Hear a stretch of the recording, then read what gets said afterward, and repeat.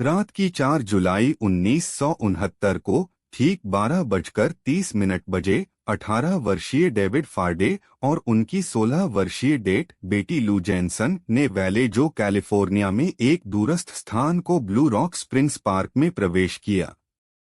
मैं आपके सामने खड़ा होकर मैं आपको एक विस्तृत चित्र बनाना चाहता हूं। अंधेरे में केवल कार के हेडलाइट्स की कमजोर चमक है, क्रिकेट की आवाजें हवा में भरी हुई हैं और पानी से भीगी जमीन पर मिट्टी की गंध लहराती है। हवा में एक अजीब सी भयानक भावना का एहसास होता है। पार्क के आसपास के पेड़ पार्क के ऊपर लटकते हैं, उनकी शाखाएं जैसे हड्डियों के अंगूठे हैं जो आगे बढ़ते हैं। और शांति में आप अपनी हृदय गति की आवाज सुन सकते हैं। डेविड फार्डे के पास एक लड़कपन की मुस्कान और एक आकर्षक मुस्कान थी, लेकिन इस पल में वह स्टीयरिंग व्हील पर स्लंप है, एक जानलेवा हमले का शिकार है। उनकी आंखें एक स्थायी निगाह में फ्रीज हैं, उनका चेहरा एक चुपचाप चीख में फंसा हुआ है। उनके पास बेटी लू जेनसन जीवनहीन है, उनकी सुंदरता मृत्यु में फ्रीज है, उनकी लंबी बालों को पैसेंजर सीट पर फैला हुआ है। कार के पूर्व विविध रंग अब अंधेरे परिवेश में मिल जाते हैं, जिससे नग्न आंखों को देखा नहीं जा सकता है।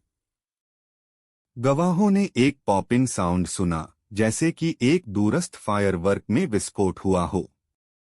उन्होंने दावा किया है कि उन्होंने देखा है कि एक व्यक्ति दृश्य से भाग गया है, जो एक काले जैकेट और पैंट में था, जिसके सिर पर एक विशिष्ट सफेद या हल्के रंग के हैंडकेरचीफ के साथ एक विशिष्ट हैंडकेरचीफ बांधा हुआ था। कई गवाहों ने देखा कि एक व्यक्ति पार्क के निकास की ओर चल रहा था, लेकिन जब उन्होंने अच्छी तरह से देखा तो वह गायब हो गया। कुछ ने दावा किया कि उन्होंने दूरस्थ से एक कार को दौड़ते हुए देखा, जबकि अन्य ने सिर्फ एक दूरस्थ दृश्य देखा, एक वास्तव में भयानक चीज का एक छोटा सा दृश्य। आगे बढ़ने से पहले सब्सक्राइब करें और बेल को दबाएं। हम प्रतिदिन नए मामले पोस्ट करते हैं। सोशल मीडिया पर हमारे साथ अपडेट्स के लिए फॉलो करें। कुछ घंटों में पुलिस दृश्य पर पहुंचेगी, लेकिन नुकसान पहले से ही किया जा चुका है। डेविड फार्डे और बेटी लू जेनसन नॉर्दर्न कैलिफोर्निया के लोगों के दिलों में डर का नाम बन गए हैं।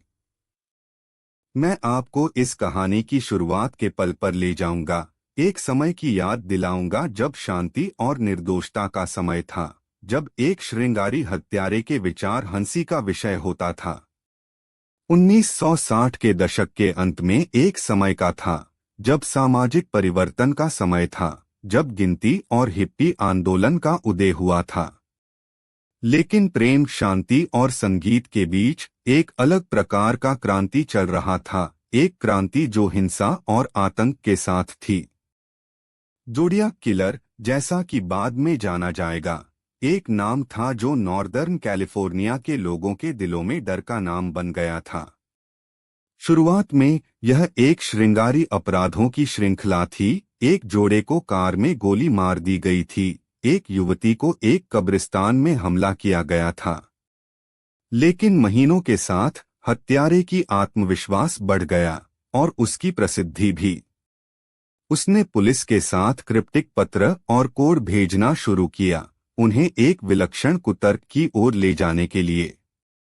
और अंत में यह एक रहस्य था जो दशकों तक अनस उलझा रहा, लेकिन ज़ोडियाक किलर के अपराधों का प्रभाव कई वर्षों तक महसूस किया गया, मृत्यु, विनाश और आतंक का एक पथ छोड़ दिया। केंद्रीय व्यक्ति इस केस में आर्थर लीग एलन थे, जो 39 वर्ष के एक आदमी थे जो कैलिफोर्निया के वैलेजो में रहते थे। उनका जन्म 18 जून 1933 को हुआ था और उन्होंने एक परेशान घर में पले बढ़े जहां अपराध की एक लंबी श्रृंखला थी। एलन का परिवार जीवन अस्थिर और दुर्व्यवहार से भरा हुआ था, जिसमें उनके पिता हथियारों के लिए गिरफ्तार होने के लिए भी गए थे। बाद में उन्होंने शादी की लेकिन तलाक लिया, घरेलू हिंसा का हवाला देते हुए। उनके चेक्ड पास्ट के बावजूद एलन ने खुद को एक दोस्ताना और बाहरी आदमी के रूप में पेश किया जो कुत्तों और बच्चों से प्यार करता था। एलन के दैनिक जीवन में स्थानीय साइकिल की दुकान पर काम करना शामिल था, जहां वह अक्सर बच्चों और परिवारों के साथ बातचीत करते थे। उन्होंने स्थानीय पार्क में भी बहुत समय बिताया, जहां वह अक्सर अन्य माता-पिता और उनके बच्चों के साथ बातचीत करते थे। एलन के सहयोगियों ने उन्हें दोस्ताना और मेहनती बताया, लेकिन थोड़ा अनोखा। उन्हें अक्सर अजीब कपड़ों में देखा जाता था, जो उनकी जादूटोने के प्रति उनकी रुचि को दर्शाता था।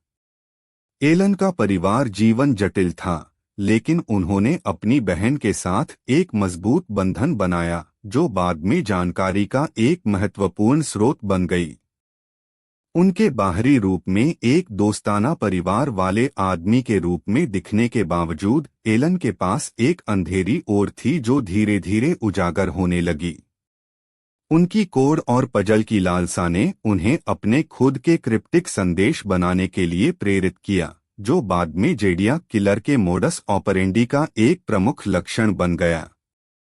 एलन के दोस्तों और परिवार ने उन्हें बुद्धिमान और विनोदी बताया, लेकिन बढ़ती हुई दूरी और अलगाव के साथ भी बढ़ता हुआ। उनके व्यवहार में अधिक अस्थिरता के साथ उनके आसपास के लोगों ने उनके व्यवहार में बदलाव की ओर इशारा किया। लेकिन यह तब तक नहीं हुआ जब तक कि उन्होंने अपना पहला हत्या नहीं किया था, जब उनकी अंधेरी गहराई का पूरा विस्तार हो गया। जब 1968 का अंत हो रहा था, एलन के संबंध टूटने लगे।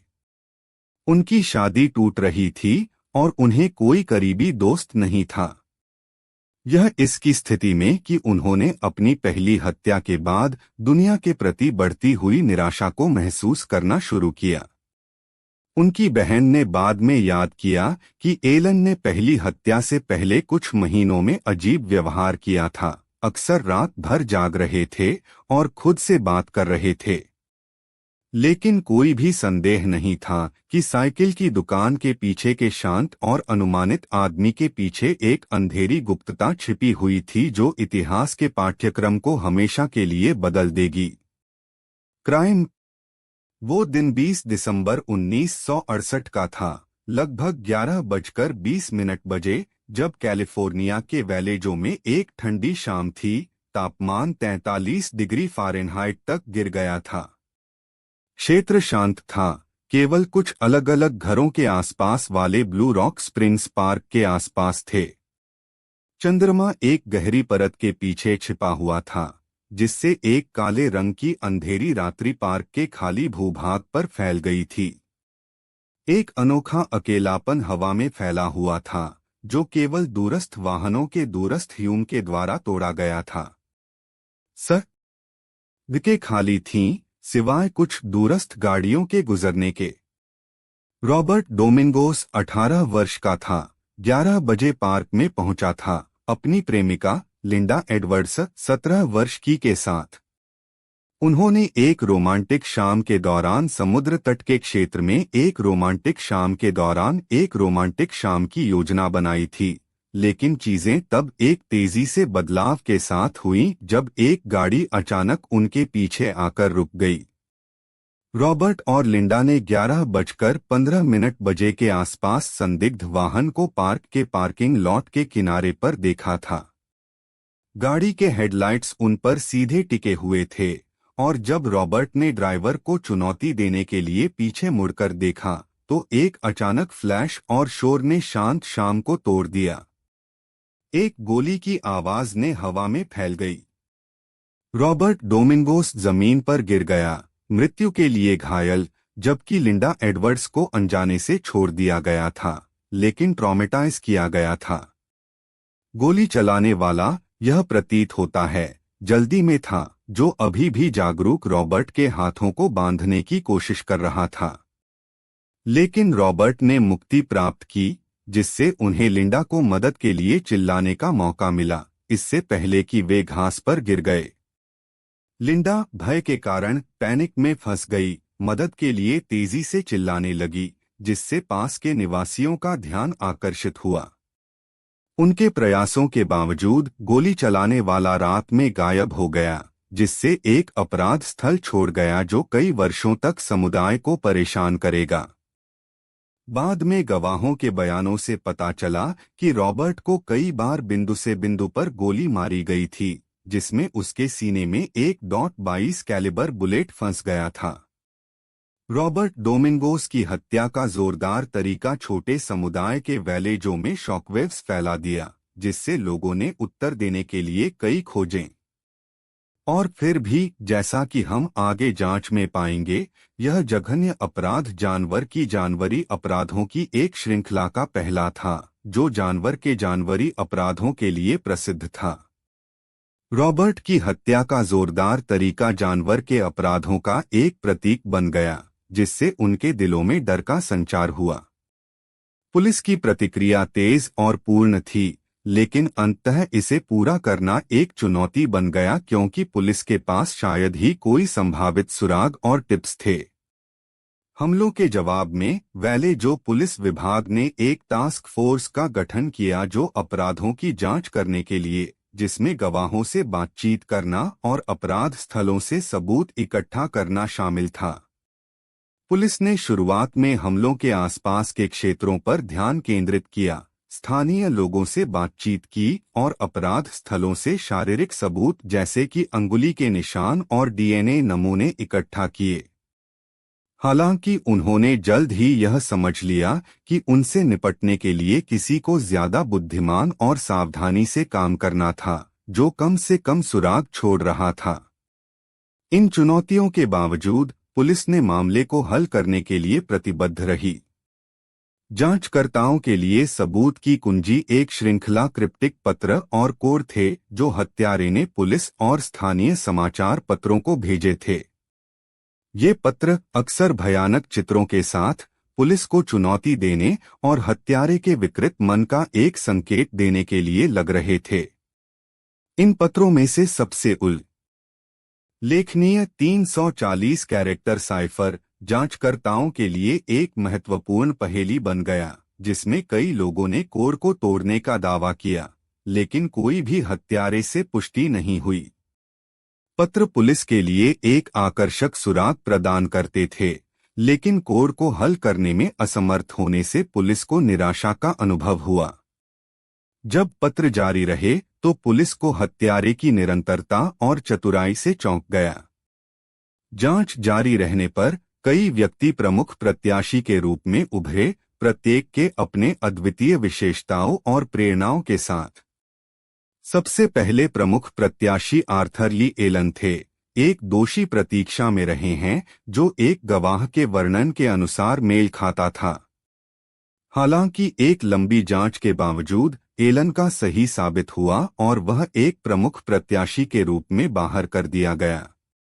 अन्य प्रमुख प्रत्याशी में रिचर्ड गायकोव्स्की शामिल थे, एक पत्रकार जिन्होंने ज़ोडियाक किलर के बारे में लिखा था, और रॉस सुलिवन, एक श्रृंखला के अपराधी के साथ एक इतिहास था जो हिंसक अपराध का था।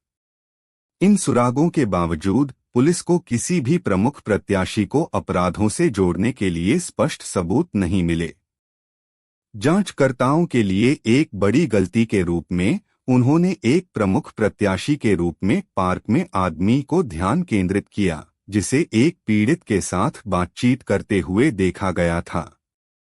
यह सुराग जांच के लिए कई महीनों तक हावी रहा। पुलिस ने इस प्रमुख प्रत्याशी को ट्रैक करने के लिए संसाधनों का उपयोग किया, जिसे अंततः एक निर्दोष व्यक्ति के रूप में पहचाना गया, रिचर्ड गायकोव्स्की। समुदाय को निराशा और असंतुष्ट महसूस हुआ जब उन्हें पता चला कि उन्हें एक झूठे सुराग से धोखा दिया गया था। जांच धीमी हो गई थी और ज़ोडियाक किलर अभी भी भाग्यशाली था।